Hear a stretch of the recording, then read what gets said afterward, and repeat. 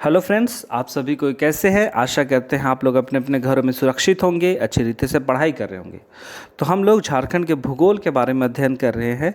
तो बीते क्लास में हमने झारखंड की मिट्टी के बारे में देखा और आज हम लोग झारखंड के वन संपदा के बारे में देखेंगे।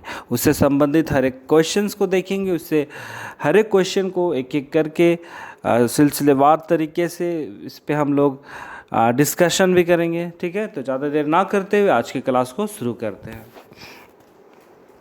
पहला क्वेश्चन, झारखंड में राज्य के कुल क्षेत्रफल के लगभग कितने प्रतिशत भाग वन पाए जाते हैं। ये झारखंड से संबंधित है क्वेश्चन। झारखंड के राज्य के कुल क्षेत्रफल के लगभग कितने प्रतिशत वन पाया जाता है, तो इसका उत्तर होगा 30% वन पाया जाता है। ठीक है, और अगला क्वेश्चन है,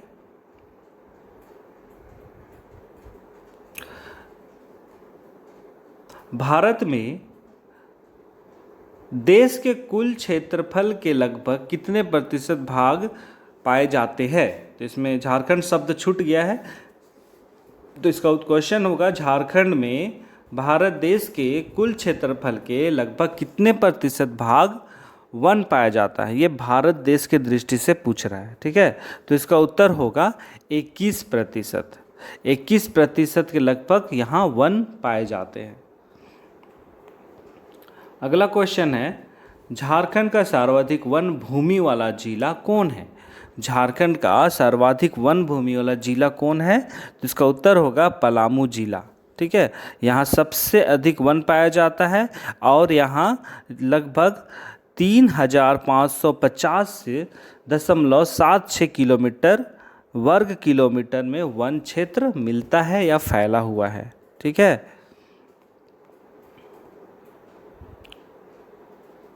अगला क्वेश्चन है, झारखंड के सर्वाधिक वन क्षेत्र प्रतिशत वाला जिला। ठीक है, वो सर्वाधिक वन क्षेत्र वाला था क्वेश्चन और ये है प्रतिशत वाला। इन बातों में ध्यान दीजिएगा।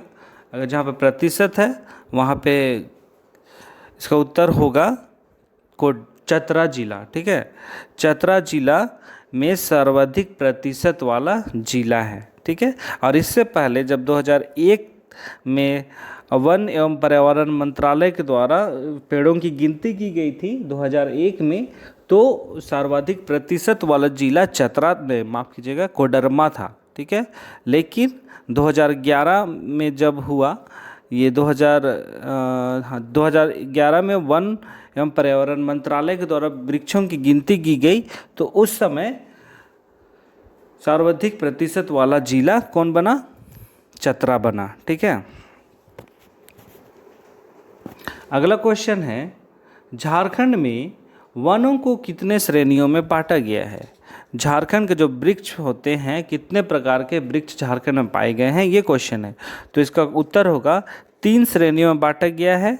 कौन कौन है, रक्षित वन, संरक्षित वन और अग्रीकृत वन। ठीक है, इन तीनों भागों में बांटा गया है और मैं कोशिश करूँगा इससे संबंधित एक अलग से टॉपिक बनाऊँ, वीडियो बनाऊँ 5 मिनट का, जिससे मैं आप लोगों के सामने दे पाऊँगा। ठीक है, तो अभी फ़िलहाल के लिए ये 3 श्रेणी हैं।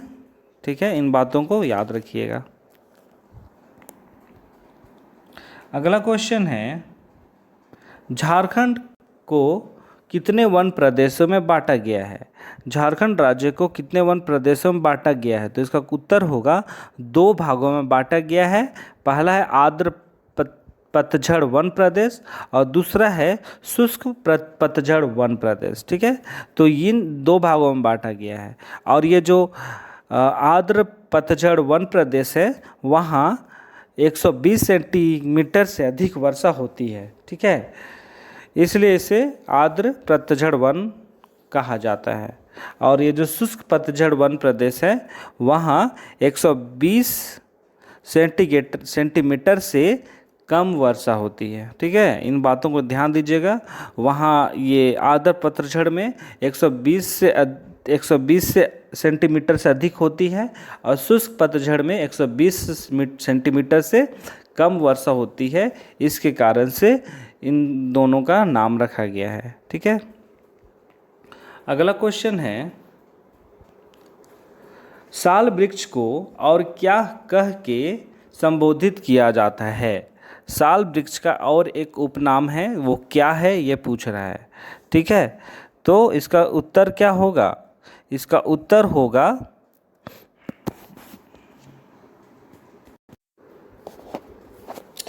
होगा साल वृक्ष को पर्णपाती या फिर पतझड़ वनों का राजा कहा जाता है, इसको संबोधित किया जाता है। वनों का राजा, अगर क्वेश्चन में आता है वनों का राजा कौन है, तो साल वृक्ष है।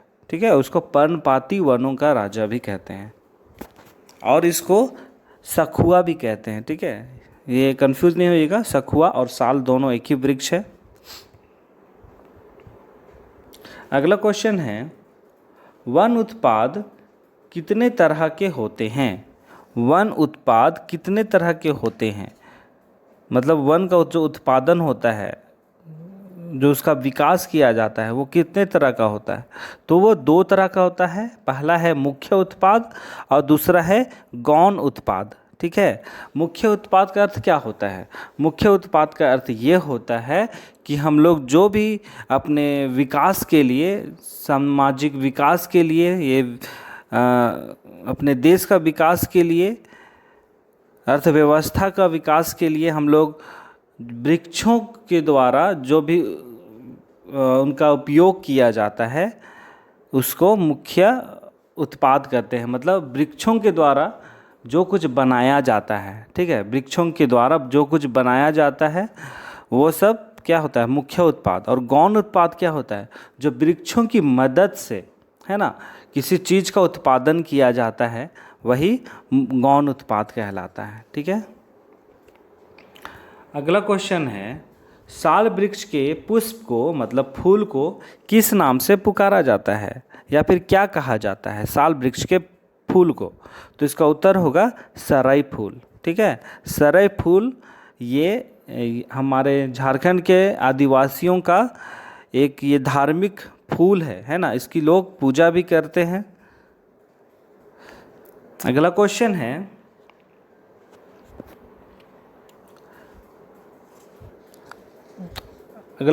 है, अमृत फल किस फल को कहा जाता है? अमृत फल किस फल को कहा जाता है? ये क्वेश्चन आपसे पूछा है। अमृत फल किसे कहा जाता है? तो इसका उत्तर होगा फलों का राजा आम को, है ना। ये बात याद रखिएगा, फलों के राजा जो आम हैं उसको अमृत फल भी कहा जाता है। ठीक है, और इस आम के पेड़ के द्वारा जो लकड़ियाँ मिलती है वो काफ़ी सस्ती होती है और इसके द्वारा से दरवाजे, खिड़की या अन्य फर्नीचरों का निर्माण किया जाता है। ठीक है,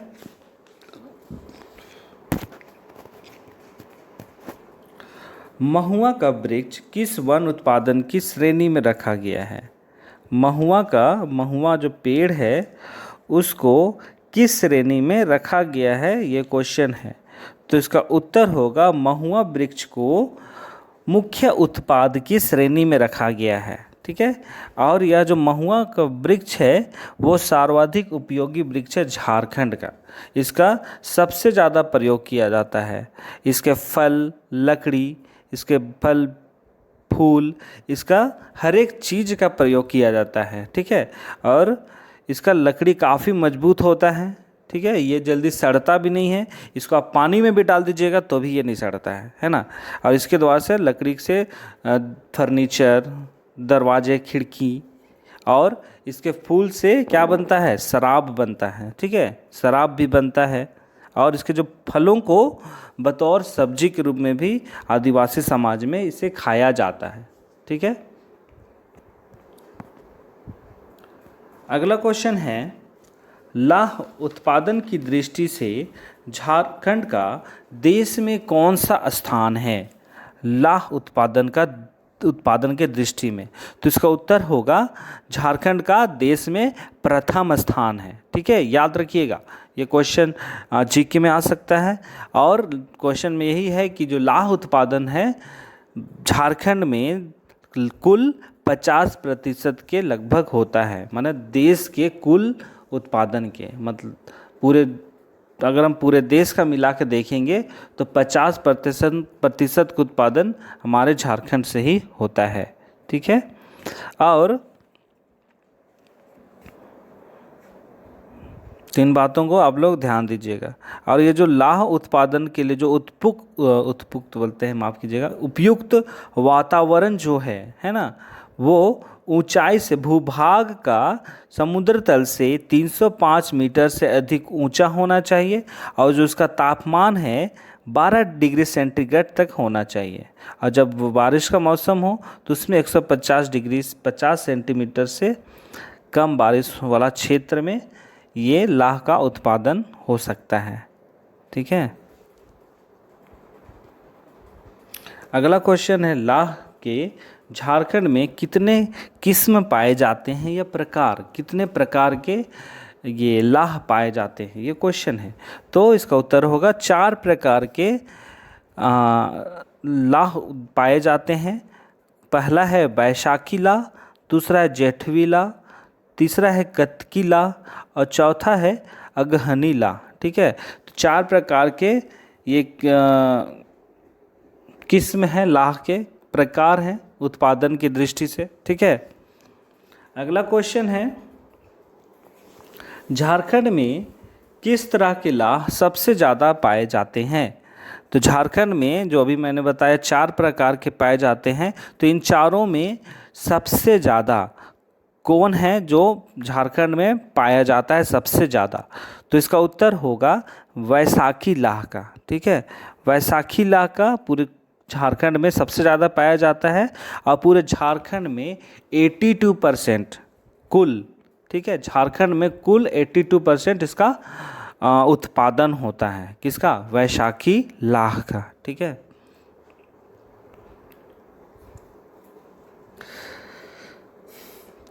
तो अगला क्वेश्चन है, तसर उत्पादन में झारखंड देश में कौन सा स्थान रखता है। तसर उत्पादन में सभी को आप लोग जानते हैं तसर क्या होता है, तसर, है ना। तो इसका उत्तर होगा तसर उत्पादन की दृष्टि से झारखंड का देश में प्रथम स्थान रखता है ना, लाह की तरह, है ना। तो इस और ये जो तसर है इसका जो उत्पादन है देश के कुल 60% का होता है, झारखंड से ही 60%। इस बात, ये परसेंटेज के बारे में क्वेश्चन आ सकता है कि कुल देश में कुल कितना प्रतिशत झारखंड में तसर का होता है खेती, है ना। तो 60% इसका उत्पादन होता है। और ये जो उत्पादन है रेशम के उत्पादन जो होता है, ये तसर का जो रेशम का जो उत्पादन किया जाता है साल, अर्जुन, आसन, सहतूत, बैर, इन सब पेड़ों की मदद से किया जाता है। ठीक है, तो आज के लिए ये आखिरी क्वेश्चन था। तो आज के क्वेश्चन क्लास को यहीं पे हम लोग समाप्त करते हैं, और झारखंड का वन संपदा के बारे में हम लोग देखें, और भी इससे रिलेटेड विस्तार से एक अलग वीडियो बनाने का मैं प्रयास करूँगा। तो आज के क्लास को यहीं पे समाप्त करते हैं। जो भी कुछ आप लोगों को समझ नहीं आया है उन बातों के लिए आप लोग ज़रूर वीडियो में कमेंट कीजिए, या फिर व्हाट्सएप ग्रुप से जुड़िए। इसका लिंक मैं डिस्क्रिप्शन में दे दूंगा। तो आप लोग घरों में रहिए, सुरक्षित रहिए, अच्छी रीति से पढ़ाई कीजिए, और हम लोग कल एक अगले क्लास में मिलेंगे। तो आज के लिए इतना ही, बहुत बहुत धन्यवाद।